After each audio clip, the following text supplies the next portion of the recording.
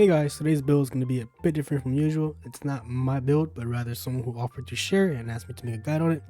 Just a disclaimer, I haven't played the build myself, but I do understand how it plays and how it functions. So a quick rundown on how the RE works.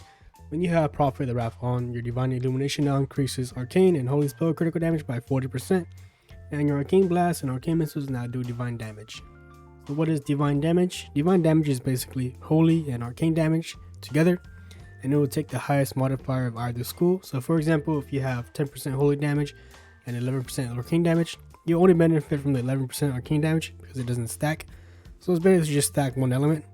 And along with this, your arcane blast and missiles now increase the duration of divine illumination by 0.5 seconds each time they damage an enemy, and also give you a stack of divine wrath.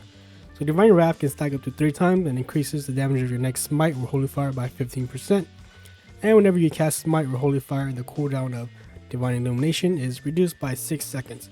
So basically, you want to be able to stack as much haste as you can in order to use Arcane Missiles and Arcane Blast to keep up Divine Illumination with 100% uptime. But of course, if you're not able to do that, then you can just press Smite to reduce its cooldown, and that's basically the build. For gearing, you do need quite a lot of haste for the build to feel good because you are relying on Divine Illumination for damage, and it has a 1.5 minute cooldown, and that's one of the big downsides for this spec. If you aren't constantly attacking to increase the duration or reduce its cooldown, your DPS will drop by a lot, so just keep this in mind if you want to try out the spec. But I think once you get enough haste to keep the buff up 100% of the time, you'll feel much better to play. For your opener, you want to press Divine Illumination, Power Infusion, and Arcane Power. Then you press Arcane Orb to get a proc and Missile Barrage, then press this in mind for the insta-cast Arcane Blast and then Arcane Missiles twice. From here you want to press Arcane Blast twice since you want to fish for Missile Barrage procs, and it stacks up to 2 times. If you get 2 stacks of Missile Barrage, then you'll press Arcane Missiles twice to consume these stacks. If not, then you can just press Arcane Missiles and move on to another Arcane Blast. After this opener, it's basically just repeating this process of pressing Arcane Blast twice, hoping for Missile Barrage procs, then pressing Arcane Missiles twice and pressing Arcane Orb, while also cycling your haste cooldowns. Don't forget that we're also using Cold Snap, so you can press Icy Veins, then press Cold Snap to refresh the cooldown of Icy Veins to use it again.